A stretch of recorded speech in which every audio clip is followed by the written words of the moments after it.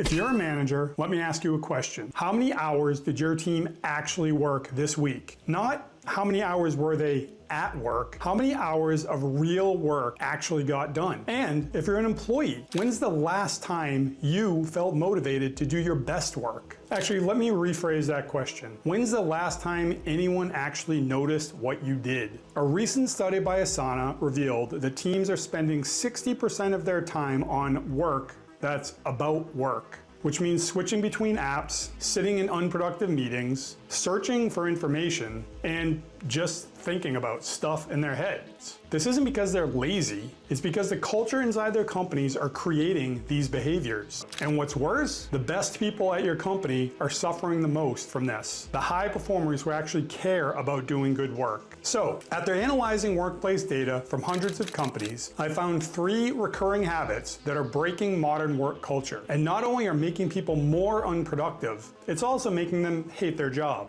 Problem 1. So, picture this. You're in a meeting and your manager says, we need to optimize our deliverables for maximum bandwidth utilization across all touch points. And you're sitting there like, what the does that mean? Because nobody knows, but nobody wants to be the one who asks either. So everyone just nods. You all spend 30 minutes in that meeting pretending to understand. Then another hour after the meeting asking coworkers, what did he actually want us to do? Meanwhile, the real work is piling up while you're trying to figure this out. Why does corporate jargon exist in the first place? It's definitely not because managers are trying to confuse people. It's because they don't understand how to talk about work in concrete terms. They can't just say, Sarah, that fix you shipped last night was exactly what we needed, because honestly, they probably don't know she shipped the fix last night. So they say vague things that can apply to anyone. Great strategic thinking, team! When you don't have a system for seeing and naming specific good work, you hide behind generic language. Corporate jargon is what happens when companies don't know what they're talking about or don't know what they value in the first place. However, as frustrating as jargon can be, the second problem is even worse. I want you to picture this scenario with me.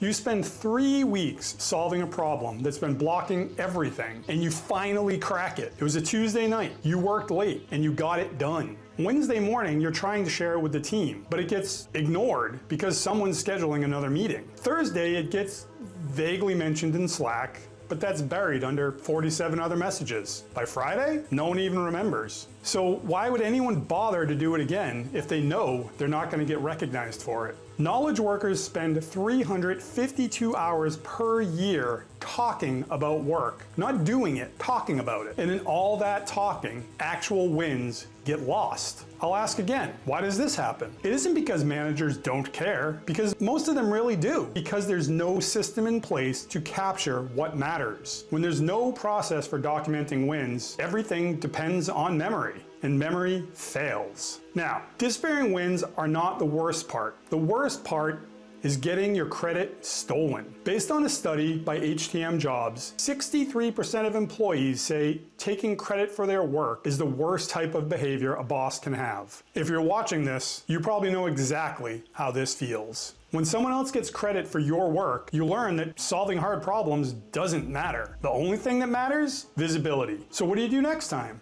You do the bare minimum, and you make sure you're in every meeting where credit gets handed out. This kills any sort of motivation to do your best. So, there are 3 predominant problems in modern work culture: corporate jargon, disappearing wins, and someone else getting your credit. Most companies see these and either ignore them completely, or they say, okay, let's tackle these one at a time. However, in that case, you're treating the symptom, not the cause. Companies that have fixed these issues permanently know they aren't 3 separate problems. They're 3 symptoms of one missing system. Companies don't have a process to show you what they value. Think about it. You wouldn't run your sales team by just saying, go sell stuff. You have lead generation, follow-up sequences, closing procedures. Everything is documented, and recognizing your employees should work the same way. When you systematically recognize specific work, 3 things happen. The first is that people stop hiding behind jargon because you're showing them exactly what matters. Do what Sarah did beats optimized deliverables every time. The second thing this does is that wins stop disappearing because you have a process to capture them within 24 hours, not hope someone remembers on Friday. And third, the right people get credit who actually did the work, not just who hit send on the email. And this is how to build it. First thing I want you to do, when somebody in your team does good work, acknowledge it within 24 hours. Make this acknowledgement required, whether it's by you, your team leads, whoever. Companies with the lowest turnover rates and highest productivity, like Google or Patagonia, have this as a non-negotiable. They enforce the 24-hour rule. Just like you don't let a customer email sit for 3 days. Don't let wins from your team sit for 3 days either. If your managers are drowning, however,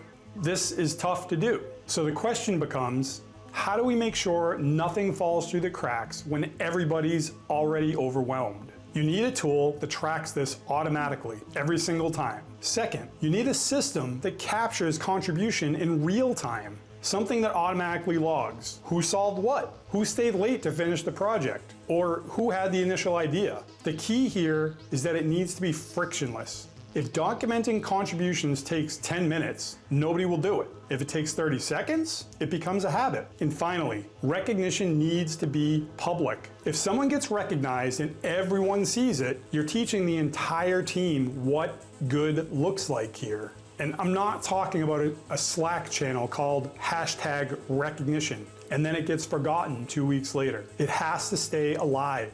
You need recognition to flow automatically to a central place where managers can't forget to share it and where it's visible by default. And most importantly, it needs to be specific. If Sarah solved 3 critical constraints, it has to point them out and encourage others to comment on it as well. Now, you could have your engineering team build this. Some companies do, but most find it works for a couple weeks, then it kind of just gets forgotten. If you want help keeping the system alive, we build software that handles the tracking and reminders automatically. It makes it easier to actually stick with the process and increases productivity while reducing turnover. The link is in the description if you want to take a look. And if you want to keep learning about work culture, watch this video next, where we review why Jamie Dimon is pushing back against work from home.